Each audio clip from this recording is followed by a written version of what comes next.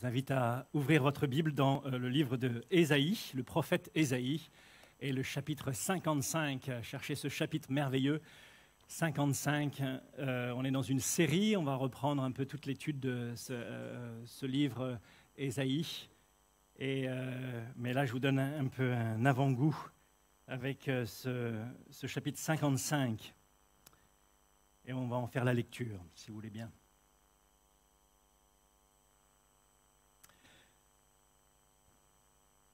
Vous tous qui avez soif, venez aux eaux. Même celui qui n'a pas d'argent, venez acheter et manger. Venez acheter du vin et du lait sans argent, sans rien payer. Pourquoi pesez-vous de l'argent pour ce qui ne nourrit pas? Pourquoi travaillez-vous pour ce qui ne rassasie pas? Écoutez-moi donc, et vous mangerez ce qui est bon. Et votre âme se délectera de mes succulents. Prêtez l'oreille et venez à moi. Écoutez, et votre âme vivra.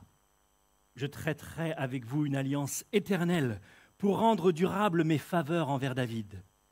Voici, je t'ai établi comme témoin auprès des peuples, comme chef et dominateur des peuples. Voici, tu appelleras des nations que tu ne connais pas, et les nations qui ne te connaissent pas accourront vers toi, à cause de l'Éternel ton Dieu, du Saint d'Israël qui te glorifie. Cherchez l'Éternel pendant qu'il se trouve, invoquez-le tandis qu'il est prêt. Que le méchant abandonne sa voie et l'homme d'iniquité ses pensées, qu'il retourne à l'Éternel qui aura pitié de lui, à notre Dieu qui ne se lasse pas de pardonner. Car mes pensées ne sont pas vos pensées, et vos voix ne sont pas mes voix, dit l'Éternel. Autant les cieux sont élevés au-dessus des cieux, au-dessus de la terre, autant mes voix sont élevées au-dessus de vos voix, et mes pensées au-dessus de vos pensées. Comme la pluie et la neige descendent des cieux et n'y retournent pas sans avoir arrosé, fécondé la terre et fait germer les plantes, sans avoir donné de la semence au semeur et du pain à celui qui mange, ainsi en est-il de ma parole qui sort de ma bouche. Elle ne retourne point à moi sans effet, sans avoir exécuté ma volonté et accompli mes desseins. Oui, vous sortirez avec joie et vous serez conduits en paix. Les montagnes et les collines éclateront d'allégresse devant vous et tous les arbres de la campagne battront des mains. Au lieu de l'épine s'élèvera le cyprès, au lieu de la ronce croîtra le myrrhe.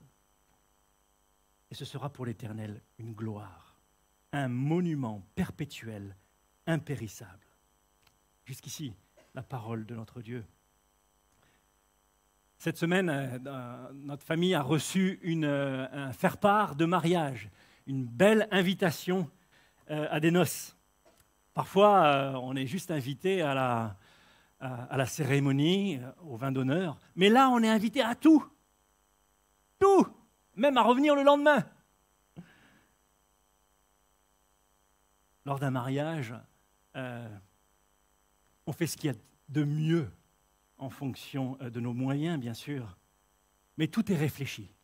La déco, les animations, la musique, bien sûr, les tenues, les boissons et les mets succulents. Mais toutes les fêtes auxquelles nous participons, ici-bas, ont une fin.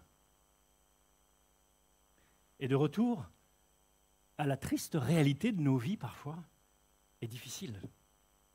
Elle nous rappelle que la vie n'est pas toujours une fête.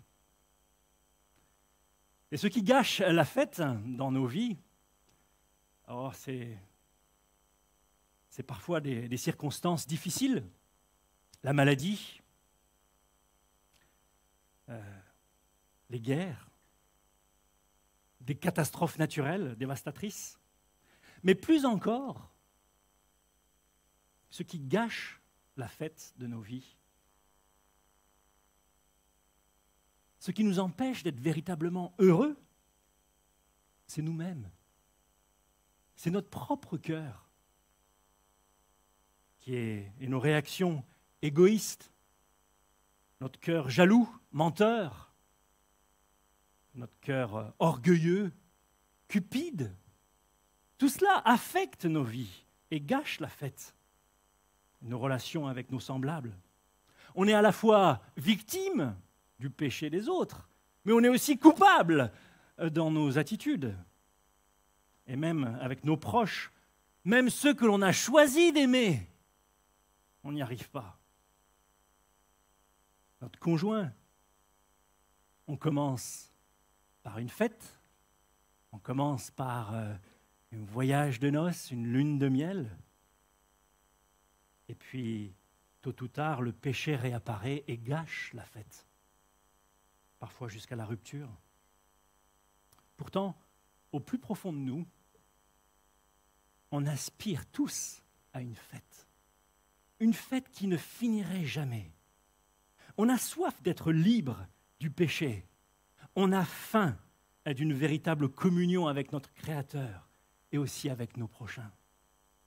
Eh bien, considérez l'invitation qui nous est faite ici. Vous tous qui avez soif, venez aux eaux, même celui qui n'a pas d'argent, venez acheter et manger, venez acheter du vin et du lait, sans argent, sans rien payer. Et ce matin, je vous propose de regarder cela. La grâce étonnante de Dieu nous est offerte gratuitement. On verra ça dans les versets 1 à 5, et puis on verra aussi que la grâce de Dieu est plus grande que vous ne le pensez. Et puis enfin, on verra que la grâce vivifiante change tout dans nos vies. Et regardons ce premier point. La grâce étonnante de Dieu nous est offerte. Dans les versets 1 à 5, on a cette invitation sans cesse à s'approcher, à venir. La grâce est présentée ici comme une invitation à un banquet délicieux, mais pas simplement un banquet qui rassasie nos corps, mais qui rassasie surtout notre âme. Sans cesse, il est fait référence à l'âme, un banquet délicieux qui rassasie l'âme éternellement. Ce banquet, c'est le banquet de la vie véritable. C'est le banquet de la vie éternelle. C'est le banquet auquel chacun de nous aspire au plus profond de nos cœurs. Il dit, votre âme se délectera. Votre âme vivra éternellement. Vous ne pouviez pas imaginer peut-être être invité à un tel festin, à un tel banquet. Mais tous sont invités. Tous sont invités. Il suffit d'avoir faim, d'avoir soif. Soif de sens pour votre vie. Faim de justice. Soif de pardon. Faim d'espérance. Ce sont ceux qui n'ont pas de ressources suffisantes en eux-mêmes qui sont invités. Ils réalisent que leurs efforts pour être bons sont trop courts. Ça tombe toujours trop court. Ils réalisent aussi que leur pratique religieuse est défaillante, totalement incapable de les transformer. Ceux qui sont invités, ce sont ceux dont la conscience est chargée et qui voient bien que leur petite vertu, de temps en temps occasionnelle, ne compense pas leur grand vice. Ce sont ceux qui réalisent qu'ils sont sans mérite, qui ne peuvent rien faire pour se rendre acceptables au regard de Dieu. Comme les paroles du cantique de Ruben Sayance dit « Tous les travaux de mes mains pour te plaire seraient vains. Lors même, quand ma détresse, mes pleurs couleraient sans cesse. Il ne saurait me laver. Toi seul peux et veux sauver. Aucun de nous n'est capable de rétablir la relation avec Dieu et regagner la faveur de Dieu après l'avoir perdue. Aucun. On sait au fond de nous-mêmes que nous ne satisfaisons pas la justice de Dieu. Même si nous pensons être meilleurs que les autres, nous ne sommes pas comme Dieu voudrait que nous soyons. On pourrait être pire, certes, on le sait, mais on devrait être meilleur. On sait qu'on ne mérite pas d'entrer dans sa présence. On imagine donc que Dieu abaissera ses exigences pour nous faire entrer. Alors, on ignore le mal aussi longtemps que l'on peut. Les parents hésitent à corriger leurs enfants, les maîtres hésitent à punir leurs élèves, et les policiers hésitent à poursuivre les voleurs. On intervient avec le mal que lorsque les limites du supportable ont été franchies. Et l'insupportable est défini par le retentissement que le mal peut avoir dans la presse, sur les réseaux sociaux ou à la télévision. Avant qu'il fasse les premières pages, on ne s'en occupe pas véritablement, on n'en est pas troublé. Cette conception est tellement ancrée dans notre pensée qu'on finit par imaginer que Dieu va agir de la sorte avec nous. Et qu'il faut avoir outrepassé les limites du crime pour être condamné par Dieu. On imagine que l'enfer est réservé à l'élite des criminels. On pense bien y trouver Hitler, Pol Pot, Marc Dutroux et quelques autres. Mais le commun des mortels n'est pas concerné, puisqu'il n'a que menti, triché dans les affaires ou dans sa déclaration d'impôt. Regarder des saletés, calomnier ou moquer son prochain, peut-être commis une infidélité. Mais ce n'est pas possible. Dieu ne se montrerait pas fidèle à lui-même. Dieu cesserait d'être Dieu. Dieu est bon, mais il est juste. Il réclame la justice. Il réclame la punition du péché. Sa sainteté exige la rétribution pour tout ce qui est mal. Et sa divinité l'empêche d'accepter le moindre péché dans sa présence. Pourtant, notre texte, et c'est là qui est une invitation merveilleuse, dit que les démunis que nous sommes peuvent acheter sans rien payer. C'est bizarre. Pourquoi il n'a pas juste dit « Venez prendre, servez-vous » Non, venez acheter. Ici, Dieu veut rappeler que le banquet auquel on est invité est d'une grande valeur. Ce n'est pas une soupe que l'on offre, mais c'est un festin qui nous ravit.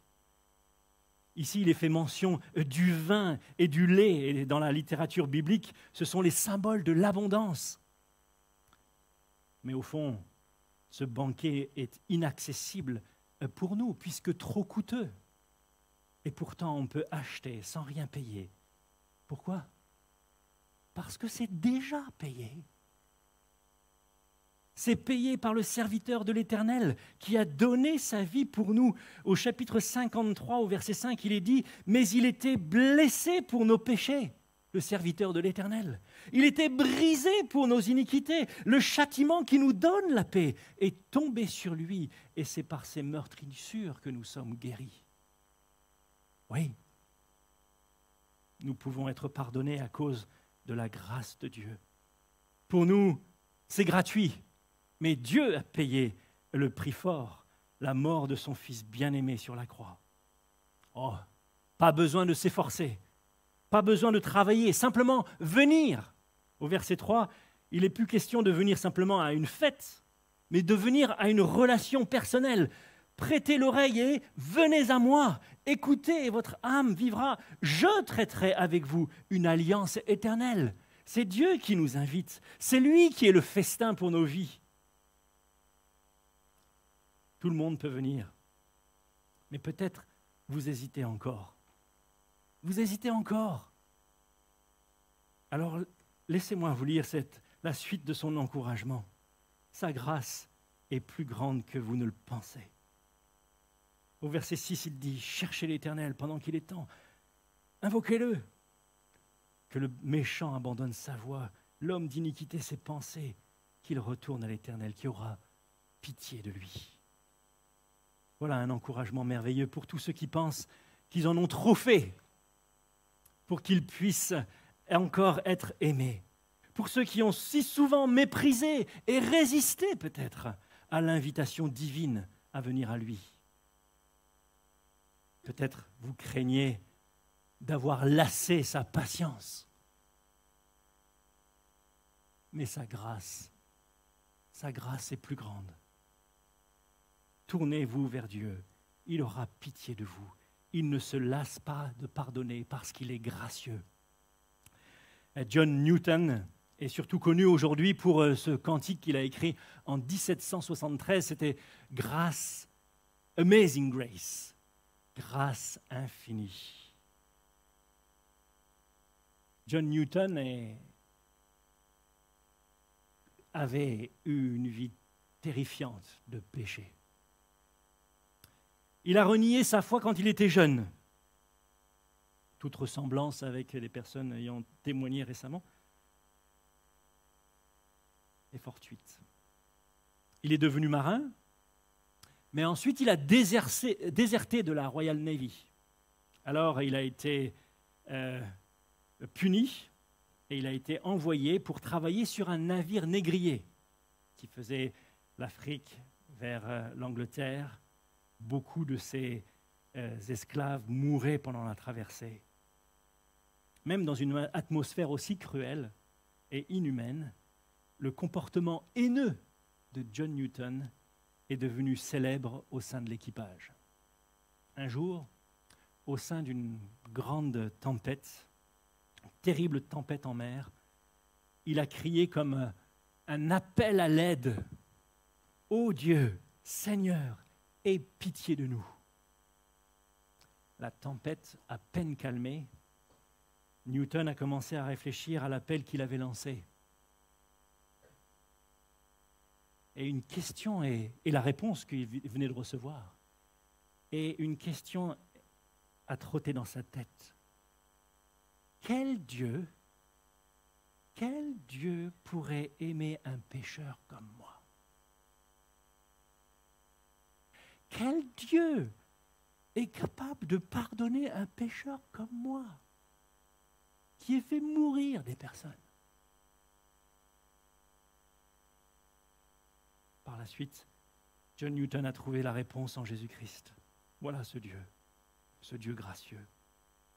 Il a fini par devenir un pasteur anglican et un abolitionniste fervent. Compte tenu de son horrible passé, en particulier de son implication dans la traite des esclaves, la miséricorde de Dieu, la grâce de Dieu est devenue le thème de sa vie. Michée, chapitre 7, verset 18-19 dit « Quel Dieu est semblable à toi? Tu pardonnes la faute, tu oublies la révolte du reste de ton héritage. Il ne garde pas sa colère à toujours, car il prend plaisir à la bonté. Il aura encore compassion de nous, il piétinera nos fautes.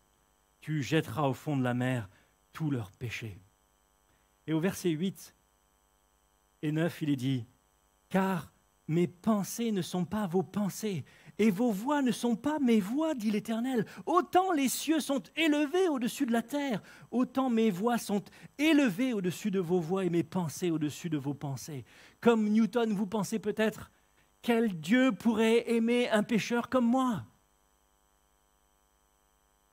Mais vos pensées ne sont pas ses pensées. Vous dites, j'en ai trop fait. Je n'ai pas la force de faire les œuvres de Dieu. Mais vos voix ne sont pas ses voix. Il donne à celui qui n'a rien. Il a œuvré pour vous. Il a payé pour vous. C'est cela, sa grâce.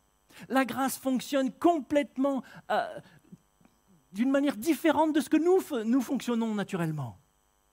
La grâce vient prendre toutes nos pensées à contre-courant. Nous voulons toujours mériter. Et la grâce dit, tu ne mérites rien, mais je te le donne pour que tu sois sûr de le posséder.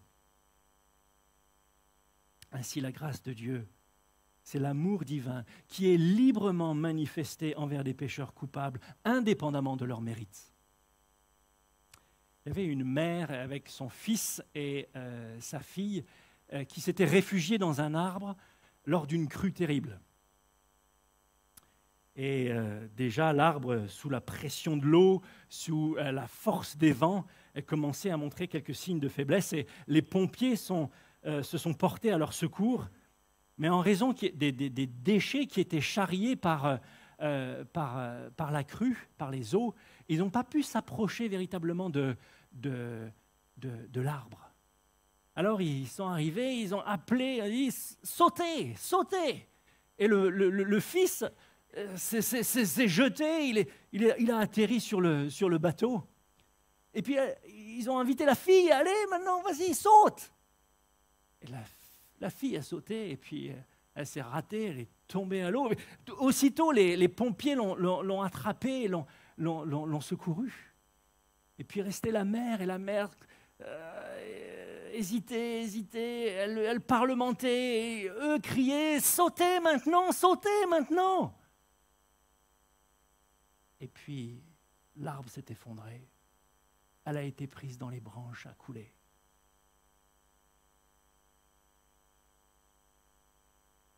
La parole dit ici, cherchez l'Éternel pendant qu'il se trouve. Invoquez-le tandis qu'il est prêt. Aujourd'hui, c'est le jour du salut. Sautez maintenant. Saisissez sa main, comme l'a fait Néhémie. Vous voyez, sa grâce est plus grande. Et sa grâce vivifiante change tout. J'aimerais regarder cela dans les versets 10 à 13 à présent. Sa grâce, elle nous est révélée par la parole. Et sa parole apporte la vie dans nos cœurs comme la pluie qui arrose la terre et fait germer les plantes et produit la nourriture dont nous avons besoin. La parole de Dieu, l'Évangile, féconde nos cœurs et il leur fait porter du fruit. Vous ne pouvez pas changer. Vous êtes incapable de produire des œuvres par vous-même dignes de la repentance. Mais Dieu fait cela dans vos cœurs. Lorsqu'on accepte, lorsque l'on saisit, lorsque l'on comprend le message de l'Évangile, la parole de Dieu, l'Évangile, féconde nos cœurs et leur fait porter du fruit. Vous ne pouvez pas porter du fruit, mais vous pouvez recevoir la grâce de Dieu. Au verset 2, il est dit « Écoutez-moi ». Écoutez la voix du grand secouriste, du Sauveur. Au verset 3, il dit « Prêtez l'oreille ». Et encore « Écoutez ». Écoutez, prêtez l'oreille, c'est placer sa foi dans ce que Dieu dit. Il dit qu'il sauve celui qui saisit sa main tendue. Vous êtes acceptés par Dieu, accueillis dans sa présence glorieuse et à son festin éternel par la foi, juste dans l'œuvre de Jésus-Christ. C'est simplement la confiance que vous mettez dans sa promesse, dans sa parole. Au verset 4 et 5, il est mentionné que David, qui est déjà mort à ce moment-là, est le récipiendaire des promesses de Dieu. Dieu a fait des promesses à David, il lui a dit « Je te donnerai une postérité éternelle, je te donnerai une famille éternellement ». Et il est mentionné ici, au fond, le fils de David, le Messie promis, Jésus-Christ. C'est lui qui nous offre le pardon. Christ est le descendant de David, le seul juste mort et ressuscité pour nous, qui offre le pardon, la vie véritable. Il fait de nous son enfant. Au verset 12, il est fait mention des fruits. Les fruits, c'est la joie. Vous sortirez avec joie et vous serez conduits en paix. La joie, elle provient du pardon, d'un cœur qui a été pardonné, lavé, dont toutes les offenses ont été effacées. Et la paix nous est donnée par la grâce. Voyez-vous, la paix, elle peut être vraiment profonde, elle peut être définitive, justement parce que nous n'avons rien apporté à Dieu. Si je n'ai rien fait pour mériter son pardon et la vie, mais que j'ai seulement cru, comment pourrais-je les perdre par mes œuvres, mes mauvaises œuvres? Ce n'est pas possible. Et c'est pour cela que la paix nous est offerte. La vie est belle quand on est pardonné. On voit maintenant, mais comme en couleur. Il est dit, les montagnes et les collines éclateront d'allégresse devant vous, et tous les arbres de la campagne battront des mains. Incroyable. C'est poétique.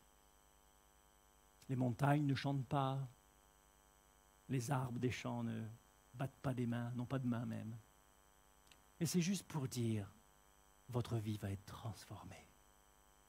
Ce que vous voyez, ce que vous vivez, va prendre une dimension toute nouvelle à cause de l'œuvre de Jésus-Christ, de sa grâce. La bonne nouvelle est que, alors que nous ne pourrons jamais nous justifier devant Dieu, Dieu nous a justifiés par Jésus-Christ. Jésus a tout accompli pour nous. Nous n'avons donc plus rien à prouver. Plus rien à prouver. Vous n'avez plus besoin de montrer ce dont vous êtes capable. Vous n'avez rien à prouver, puisque tout vous a été donné par grâce sans aucun mérite. Vous avez tout reçu, alors que vous n'aviez rien que vous puissiez faire valoir. Vous n'étiez rien qu'un pécheur coupable. Pourquoi voudriez-vous maintenant faire la démonstration de quoi que ce soit? Que vous le méritez? Ou que vous êtes digne de cet évangile? Vous savez, c'est facile de recevoir cette grâce et c'est aussi facile de l'oublier. Et quand on oublie la grâce de Dieu, voilà les symptômes de nos cœurs. Si vous les reconnaissez, revenez à Dieu de tout votre cœur. Quand on imagine notre relation avec Dieu comme donnant-donnant, est-ce que vous imaginez votre relation avec cela, avec Dieu comme ça? On pense que si on est obéissant, Dieu nous bénira. On fait des choses pour Dieu et en retour, Dieu fait des choses pour nous. Toutes les religions fonctionnent comme ça. Les musulmans qui sortent de Ramadan pensent être des super fidèles. 1 mois sans manger de la journée. Super fidèles. On cherche alors à se démarquer des autres en montrant que l'on est meilleur qu'eux. On fait plus de prières. On fait plus de dons. On fait plus d'œuvres. Mais si je raisonne comme cela, il faut que ça se voit parce que il faut qu'il y ait la comparaison possible. Donc je fais des choses pour que les autres voient. Je jeûne toute la journée. Vous le voyez? Pas une goutte d'eau. Rien. Je suis meilleur. Si je suis tout seul, je n'ai pas besoin de faire ça. Alors, facilement, quand je raisonne comme ça, je tombe dans l'hypocrisie. Je ne fais que si les autres me voient. Quand les autres ne me voient pas, je ne fais pas. La grâce a été oubliée. Je critique parce que j'ai besoin de mettre en évidence que je suis meilleur que les autres. Et comme les autres sont dans la même tripe, eh bien, il faut que je critique. Comme ça, je montre que je suis quand même meilleur. Par contre, je ne supporte pas les critiques. Et encore moins l'échec. Parce que direct, ça porte atteinte à mon image. D'ailleurs, c'est aussi pour cela que je veux toujours avoir raison. Si vous détectez ces symptômes dans vos cœurs, la grâce n'est pas loin d'être oubliée. Et bien sûr, on trouve l'orgueil, la vantardise, parce que j'ai besoin de me sentir supérieur. Il faut que les autres sachent. Et puis je trouve aussi l'amertume. Quand mon travail acharné n'est pas récompensé à la mesure de mes attentes, alors je deviens amer. Vous sentez ça dans vos cœurs parfois? La grâce a été oubliée. La jalousie. Quand il y a des gens qui font mieux que moi. C'est insupportable. Je suis tout le temps en train de me comparer. J'ai oublié la grâce. La dureté envers ceux dont j'ai la charge. Si mes enfants, mon épouse, n'ont pas le comportement approprié, alors c'est la honte pour moi. Alors je leur mets la pression. Je les culpabilise. Faites ça. La grâce a été oubliée. Et puis l'épuisement. peux pas m'arrêter. Il faut que tout soit parfait, sinon on n'aura pas une bonne image de moi. Est-ce que vous fonctionnez comme ça? La grâce a été oubliée. Par contre, si nous nous appuyons sur la grâce de Dieu et trouvons notre identité en Jésus-Christ, nos vies, nos ministères seront empreints de paix, de sérénité, de joie et de liberté, de confiance et d'humilité, de compassion et de gentillesse. La chute des autres ne me réjouira pas. Nous aurons à cœur de bénir plutôt que d'impressionner. Nous n'aurons pas besoin de l'approbation des autres. Et nous serons exempts du besoin de nous justifier.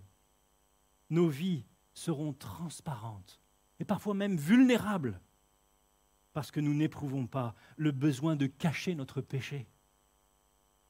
Toutes ces conditions seront réunies pour que les gens puissent partager leur propre lutte, leur propre combat, puisque aucun de nous ne est justifié par les œuvres de la loi, mais simplement à cause de la grâce.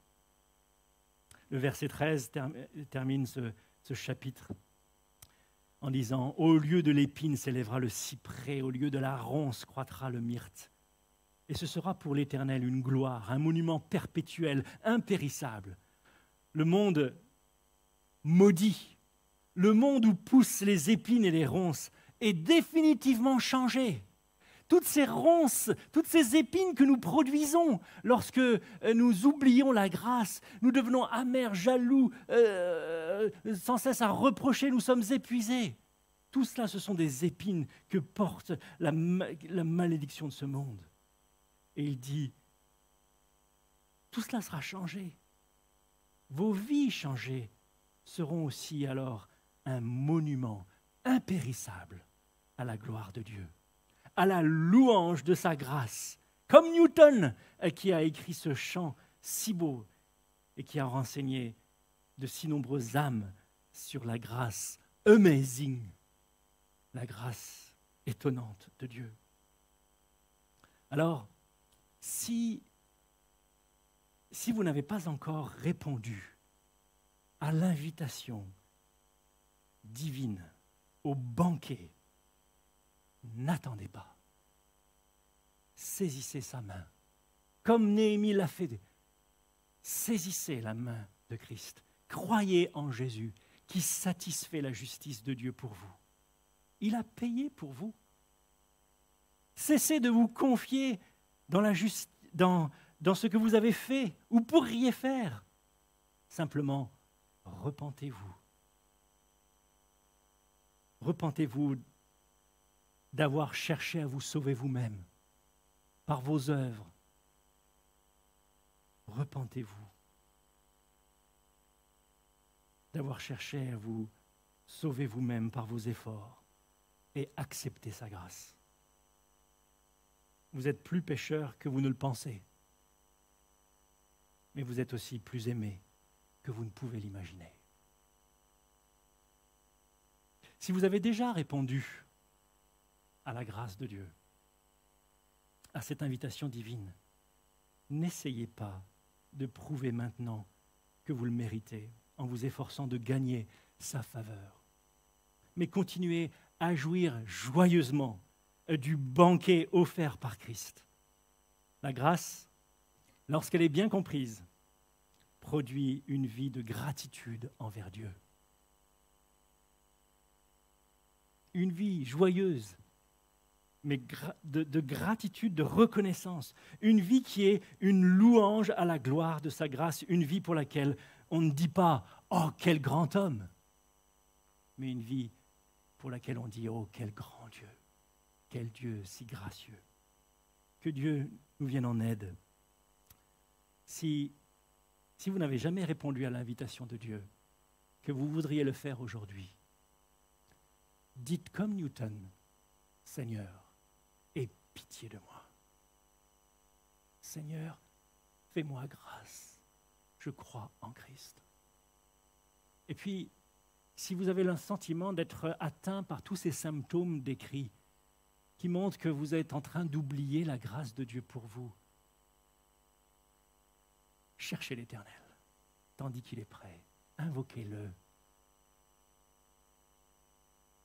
Repentez-vous et acceptez de n'être justifié que par sa grâce. Amen. Prions. Seigneur notre Dieu, nous voulons te remercier parce que tu es un Dieu qui fait grâce, un Dieu plein de miséricorde, un Dieu qui prend plaisir à secourir celui qui est complètement démuni, celui qui est pécheur, tu le justifies et tu en fais un de tes enfants. Seigneur, je prie pour ceux qui aujourd'hui ont besoin de ta grâce et qui veulent saisir ta main. Je prie pour que tu leur ouvres le cœur et l'intelligence. Je prie pour que tu les bénisses, que tu leur suscites la foi dans le sacrifice de Christ et qu'ils se l'approprient pleinement.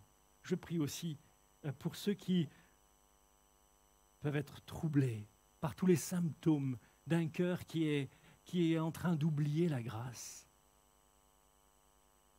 Je prie pour qu'ils se repentent et tout à nouveau goûtent au banquet qui nous est dressé par Jésus-Christ. Seigneur, donne-nous des cœurs reconnaissants, des cœurs pleins de gratitude pour célébrer tes louanges. Que Dieu vous bénisse.